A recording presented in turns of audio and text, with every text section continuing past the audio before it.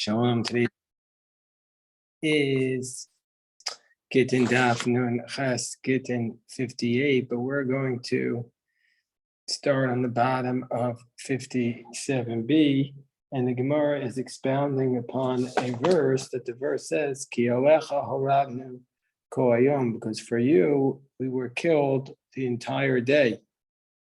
So the Gemara has just said a story about a woman and her 7 children who they all died for the sake of Hashem. And now the Gemara is going to say other ways in which we could expound this pasuk from Tehillim Mem Dal. We were considered like sheep going for the slaughter. So what does it mean for you? We were killed. So Rabbi Shimon Levi says, Zum Mila, this refers to circumcision. Shenisna b'Shemini, that was done on the 8th day. It was given to be done on the 8th day because there was the concern that a person could die as a result of the circumcision. Rish Lakish says, Elu Talmidei Chachamim Shemarin Hilchos Shlita B'Atzman. This refers to Torah scholars who demonstrate the proper way to do Shlita, to do the slaughter, by showing it with a knife on their own throat, thereby putting themselves in danger. A person is supposed to show, demonstrate on himself with everything, bar mi shlita v'davar acher, with the exception of shlita and davar acher. Rashi says that davar acher here refers to tsaras. Don't show how you cut out how you're not allowed to cut out the affliction of tsaras from upon you. Bar Yitzchak says that it refers to Talmidei Chachamim shemamisin atzman al divrei Torah. Torah scholars who dedicate their lives to such a degree, their most their nefesh for Torah study, that they really hurt themselves as a result of their dedication. As Rish Lakish, like Rish Lakish taught them, Rish Lakish in Divrei Torah Miskayim al Bamisha Bemis Atzmalim. The Torah is only going to continue with somebody who really is Memis Atzmalim, literally kills himself for it, but he works so hard for it. As it says, Zosa Torah Adam Kemus Ba'ah. Amar Rabbi Bar Bachan, Amar Rabbi Yochanan, Arbaim Tseya Ketzutze Tefillin Nimtzu Berosh Haruge Beitar. They're on top of 58a. When they were going through the people who were executed in Beitar, they found 40 tseya of heads which had the imprint of tefillin on them. Meaning to say, rather they just want to say 40 tseya of people were killed, say as a measurement, just the size of a kosher mikvah. The Talmud speaks in this passionate language. 40 heads that had the imprint of the tefillin on them were found amongst the people who were executed in Beit. Rabbi Yanaber, Rabbi Shmuel says, Sholosh kupos, Shol arba'im arba'im. They had 3 boxes, and each of the boxes had 40 seya in it. Sholosh kupos shel arba'im arba'im seya. Each one of the boxes had a weight of 40 seya, and so therefore the total was 120 seya. Whereas b'masnisa tana arba'im kupos shel shalosh seyan. There were 40 kupos, and each one of the kupos had a weight of 3 seya. Meaning to say it was the same amount. They just said it differently. So v'lo puigi ha de reisha ha de dara, and the brisa of Rabbi Yana, who said that they found 120 seya of the tefillin, is not arguing with the brisa with a statement of Rabbi Yochanan. I mean, Rabbi Yochanan says that there were 40 seya, is not arguing with the brisa says that there were 120. One is referring to the tefillin of the head, which was larger because the tefillin of the head has 4 parshios in it. And one is referring to the tefillin of the hand, which is a little bit smaller. Amar Rabbi Asi, Arba Kabin Moach Nimtzu 11 Achas. There were 4 kavin of brains that were found on 1 stone in Beitar. Ua says, Tishas kavin, 9 kavin. Amar of Kahana Vitema Shila Bar Mari. Mikra, what's the pasuk? Bas Bavel Hashaduda, the daughter of Babylon Hashaduda, who is the plunderer. Ashrei Sheshalem Lach. Ashrei Sheyishalem Lach. Fortunate one who pays you back. And what should be the punishment? Measure for measure to the Babylonians. Ashrei Sheyochez Nipetz es olayach elasela. One will take your babies and crush them against the rock, and that will be measure for what the Babylonians did to the Jewish people. And Pasuk tells us in Eicha b'nei Tzion ha'ikarim ha'mesua'im b'paz, the precious children of Zion who are bedecked in gold. My mesua'im b'paz. What does it mean that they're mesua'im in gold? If you want to say ilema dahavu mechape be Pisa, if you want to say that they were covered in gold, Va'amri Rabbi Shua Tarti Miskue Istri Pisa and Nachos Ba'alma, 2 measures of gold came down to the world. Chada Baromi V'chada B'Kuyama. One were to the Romans and one was to the rest of the world. So it can't be that the Jewish people were bedecked in gold when the Romans had more gold than anybody else. So it must be Ela Shayu Meganin as Hapaz B'Yofian. But the Jewish people were so beautiful that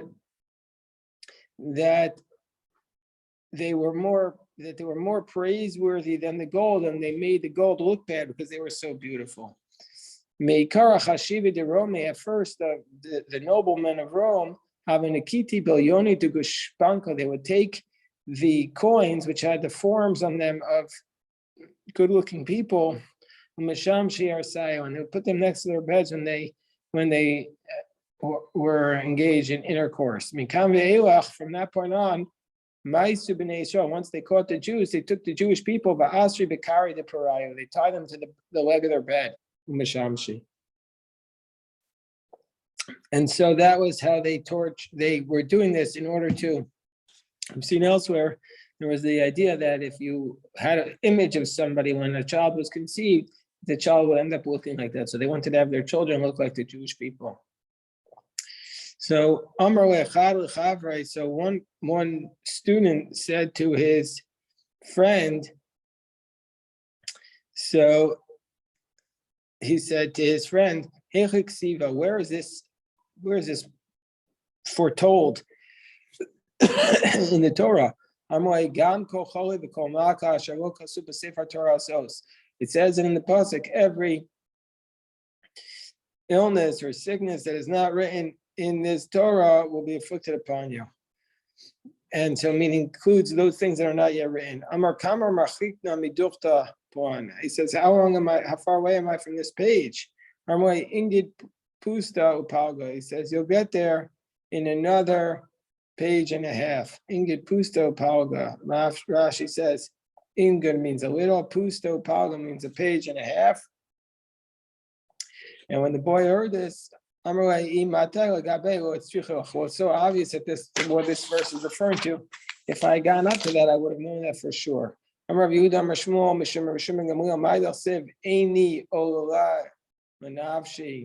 eyes are tormenting my soul.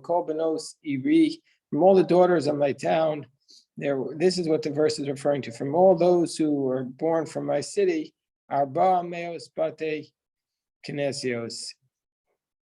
It means to say that there were 400 synagogues in my city, which were in Beitar. Shimon survived it. In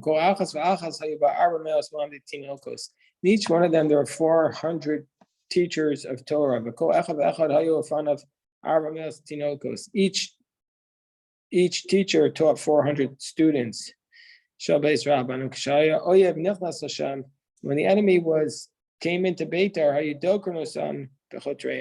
they were all so brave, they were smacking the enemy with their sticks. When the enemy overtook him in Beitar, and the enemy captured them, they wrapped them in their scrolls, and they burnt them in fire. There was once incident with Rabbi Shua ben Chananya, who went to a large city in Rome. They said to him, there's one child in the prison,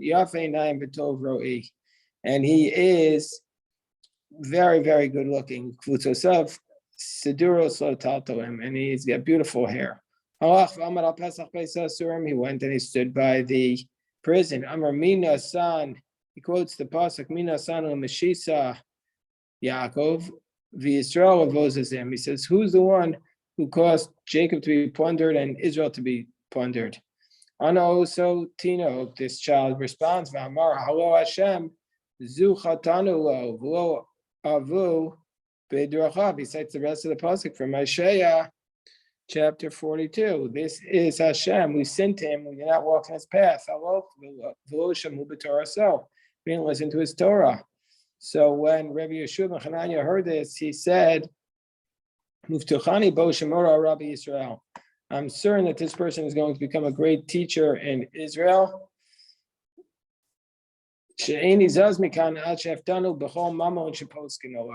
I'm not going to leave from here until I'm able to redeem him with whatever amount of money that it costs. So this is difficult. We know, didn't we just say earlier back on 45a, that you're not allowed to be podes ashvuyim yoter yasser akadei tmeya. You're not allowed to redeem a captive for more than their value because of tikkun olam. So there's several answers to this question. Now Tosfos says that when there's a danger, you redeem him. When there is life is in danger, then we even pay more money. So that's Tosfos' answer. Then Tosfos earlier gives a different answer that during the time of destruction, this logic doesn't apply because we know that what's the reason why we're not supposed to pay? Because we're worried they're going to try to catch more. When anyway they're going to try to catch more because it's time of destruction. Or you could say the Ramban says there, Yeshua ben Hananiah just argues with them.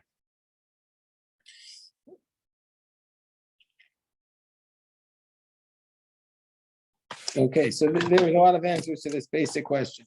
So anyway, the Gemara says that so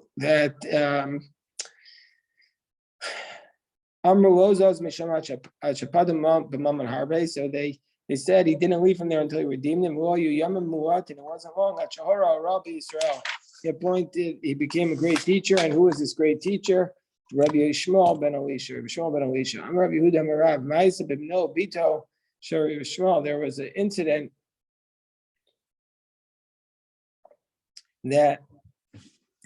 incident with the son and the daughter of Rabbi Yishmael ben Elisha. Shenishbu v'shnei adonim. He was captured by two masters. So the son and the daughter of Rabbi Yishmael ben Elisha was captured by two different masters during the time of the Churban. Then the masters met. One says, I have a slave. He's the most beautiful person in the world. There's nobody as beautiful as her. Let's marry them together. And then we'll divide up their offspring and sell them, make a lot of money. They brought them into the room. Each one sat in their own corner. This one says, I'm a Kohen, the son of great Kohanim. That says, Shifcha, am I going to marry a slave? And also, am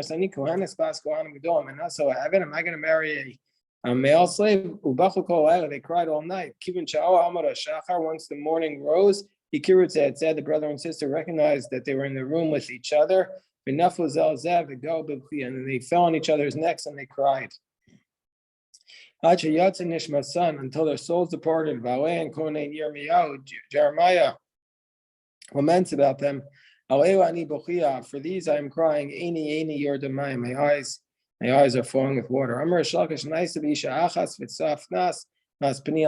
was a woman whose name was Tzafnas Bas Peniel. Safnas, her name was Safnas. She called Sophia Miofia. Everybody looks at her beauty. And Bas Peniel, why is she called Bas Peniel? Bito Kohen Gadol Sheshimish Lefnei. She was the daughter of the Kohen Gadol who served in the Holy of Holies. And it's Alba Shavai Kolayla that she was assaulted all night. On Machar, the next day, Obisha Shiva Chalukim, her assaulter dressed her in 7 garments. Fotzil and Mokri was going to sell her.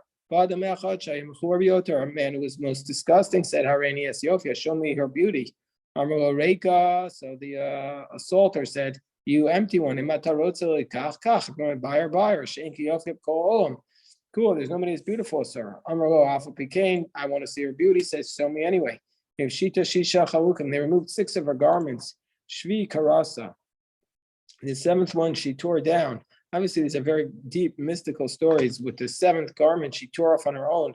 When the Spal Sheba Afer, she rolled down in the earth. Amar Lafanav Ribbon Shalom, Imaleinu Lo Chavstal Kedushas, Shimcha Agibor Lama L'Tachos. She said, God, if you don't have any compassion on us, what about have compassion for your holy name? Noah Kohen Yirmiyahu, who in Jeremiah made a lament about her, Ba'at Amicha Grisak Mispal Sheba Afer. The daughter of my people, remove your sackcloth and roll around in the earth.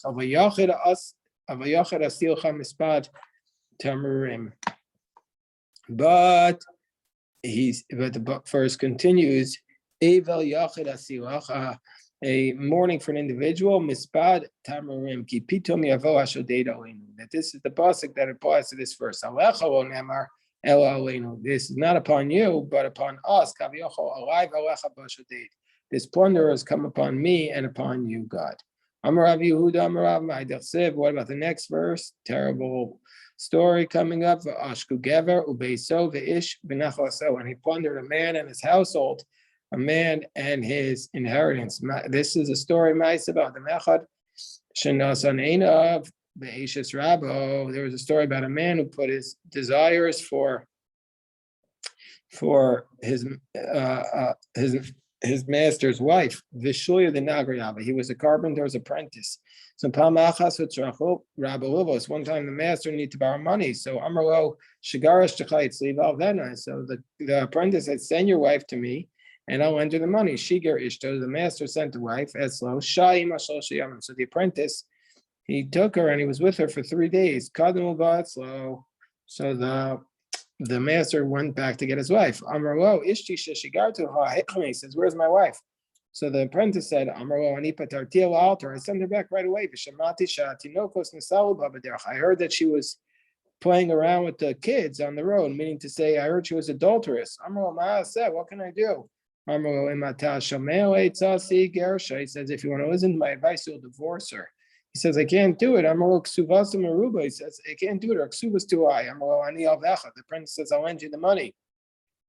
Betain La Ksuvasa. Then you could give her the Ksuva. Amad Zev the Gersha. He stood up and he divorced her. Halachu Vinasa. So she went and she got married. Kimchi Gias Mana Voya Power. But then the time came for the master to pay. He didn't have anything to pay. He says, Amrlo Boba Saimi Bechovich. He says, work for me. The apprentice said, work for me. And they were sitting and they were eating and drinking. And the former master was now serving them. And his tears were flowing out of his eyes and falling into their cups. And about that moment, the decree was sealed in heaven that the temple was going to be destroyed. Some say it's because there are 2 wicks in one flame. And we see from here that the destruction of the base of Mikdash happened because of individual stories where people acted entirely inappropriately in a sinful manner. So, and every generation where the temple is not rebuilt, it's as though we destroyed it. So the way we can rebuild a temple is by each of us acting individually in an appropriate manner, in a spiritual manner, in a way of serving Hashem. So our Mishnah said that if you purchase something from the Sikrikin, and then you go back and purchase it from the original owner, it's not a valid sale. And then the later Mishnah said that it's valid, but you have to pay the person 1/4 of the price. The Sikrikin were the strong-armed people who came and they took the money, they took the land by force. When is it we say the case where if you buy it from the Sikrikin and then you buy it from the original owner, it's not a valid sale? That's only where the original owner said, go buy it, I don't care, go buy it. Meaning, say there, he did it under duress of a bishtar, but if you would use an actual contract, then it would be a valid acquisition. Shmuel says, even if he gave you a contract, the original owner, it's also not valid. Until he writes achrayus. Achrayus is usually a guarantee. He guarantees the sale. Tanya Kavase de Shmuel. We have a brisa that supports Shmuel, because what does the brisa say? Shmuel says,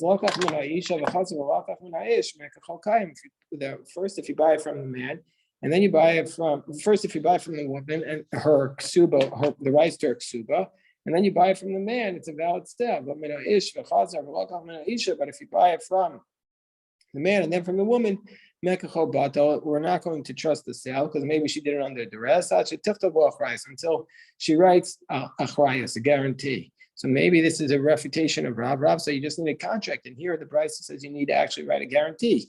So Rav would say, no, I'm a Rav, my achrayos. When it says in that price, she needs to write achrayos, what does it mean? It means namishtar. It means a contract. It doesn't mean guarantee. Here, the word achrayos means shtar, that she's not going, a contract that she can't go back, that he can't go back. She can't go back and claim that she did it under duress. Tana Rabban on Lokach Manasakrikin. So now the Brisa tells us, let's say a person purchased it from the Sikrikin. And then he basically used the property for 3 years. So basically, we have 4 people here. There's Reuven, who's the original owner. Comes along this Sikriko, and he strong arms the land away from Reuven. Then Shimon purchases it from the Sikrikin, and now Shimon has it for 3 years, and then he sells it to Levi, to a 4th person. So the owner, the original owner, Reuven, can't make a claim against Levi for the property.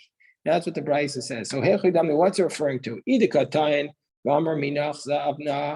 If he's saying, if the Levi says, I bought it from you, I'm meaning to say, the rabbi said, I can have the property as long as I pay you the quarter. The Sikrikin sold it at a discount of 1 quarter. So he says, as long as I paid you the quarter, I could keep the property and I paid it to you. If that's his claim, then even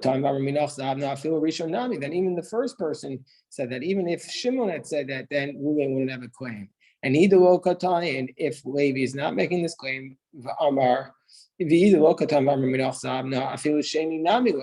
if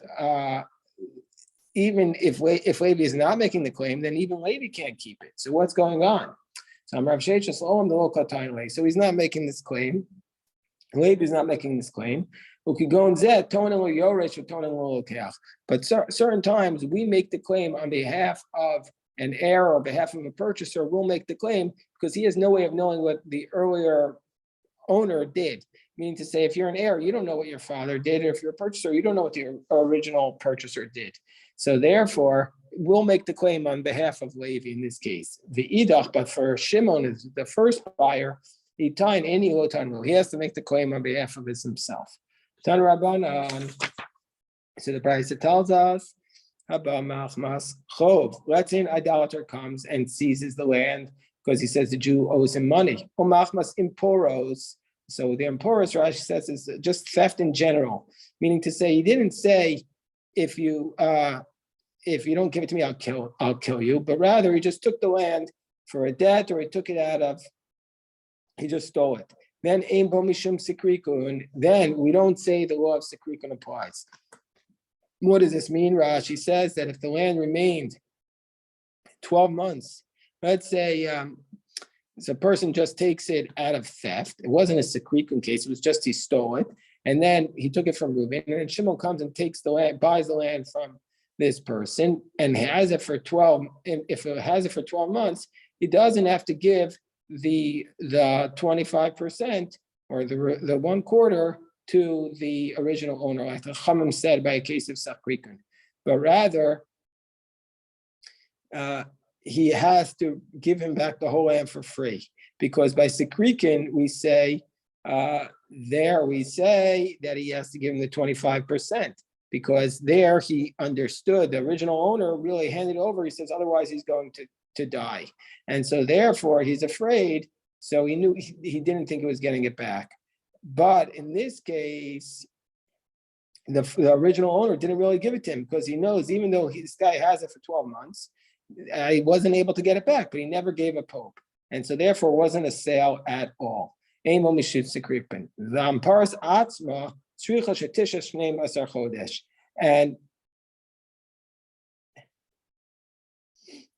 amparos itself needs to remain for 12 months. So what does that mean? That means to say, in order to say it's the law of the amparos, the land needs to remain for 12 months in the hands of the non-Jew. And if it doesn't wait there 12 months, then the owner can go take the money back from the purchaser. So the Gemara says, what does that mean? Didn't we just say that the law of Sikrikin doesn't apply and can always get it back? So the Gemara says, no, Sikrikin Atzma, the law of the Sikrikin that the Chacham said that that the person could keep it, he just has to pay an extra quarter. That's only where it remained in the laws of the Sikrikin for 12 months. But if it didn't stay 12 months in the Sikrikin, the original owners could come and take it back from the purchaser. Meaning, say the law of Sikrikin only applies after it stayed there for 12 months. So now the Gemara says, Amar Yosef Naktinon ein amparos b'Bavel. We don't apply this law of the amparos in Bavel, meaning to say that if a non-Jew takes the land by force from a Jew in Babylon, and then the other Jew comes along and takes it, he gets to take it back. But if this is in Babylon, we don't believe him. But Gemara says, but we do see that people forcibly take the land from the Jews in Babylon. We're going to say the law of the amparos doesn't apply, meaning to say that if a person purchases the land from a non-Jew who forcibly took the land from the Jew, we're going to say it's a valid sale. My time, no, because in Babylon they have a court system, and since there was a court system in the town, there was a mayor or a land rights person, and the person didn't go to fight with the non-Jews, took his land. We're going to say he gave up his ownership to the property. Gidol Bar Eli. So this is a strange case. I mean, it's a lot of different opinions about how to read this case. But Gidol Bar Eli. So this was his name. Kibo Ara Betaska Mibnei Baga. So he received the land from the people of the town, from Bnei Baga, and he received the rights to collect the fruits of the field. And the owner had left town, and he received the rights in exchange for paying the taxes of the field. And it was the case that everybody in the town paid a communal tax. So Aktam Yav Zuz Ditoshan, he paid the tax for 3 years. He paid it in advance. Usof Asam Arvasa Kame, but then the original owner came back, and Amrullah, he says, Shata Kamaisa Diahavis Achlas. He said, okay, the first year you gave the money for, you got to eat the fruits of that field. However, Hashta Ananya Vino Nananachlina. But now we can pay the tax ourselves and we can eat the fruits of the field. Meaning to say, you shouldn't have paid it for 2 years in advance. They're not going to refund you the money, but I'm still going to have to pay the taxes now. So I want my field back. So Aslo Kame to Papa, and that's the way it worked. That even if a person paid in advance, if a new person came, he had to pay the taxes. So Savra Lamiftav like Tirfa B'nei Baga. So Rav Papa thought to say that this Gidol Bar Eli should get the rights to take the land from the original owners of the valley. We mean say the rights to the taxes that he paid gives him the rights to those fruits. Then you've compared this law to the law of the Sikrikun, that just like by the Sikrikun, the Chacham said that the person who purchased the land doesn't lose his money, and the owner has to pay him back what he paid. So too, in this case, you want to say here that Gidol Bar Eli doesn't lose his money, but we shouldn't give that ruling because the king only asked for a year for 1 taxes. He didn't ask for the year for 3 taxes. And so therefore, Gidol Bar Eli shouldn't have paid for the 3 years in advance. Gidol Bar Eli lost his money. And the expression is he put it on the horns of a deer. And so he lost his money and so he's out of luck. And that's the way the Gemara rules it. Okay, we'll stop here. God willing, pick this up. And then in the next coming days, we have powerful Gemaras of all the reforms that were made Darkei Shalom for peace, and also how do we read the Torah? What do you do? Who gets the first aliyah? All these halachos are coming up. Shkoyach.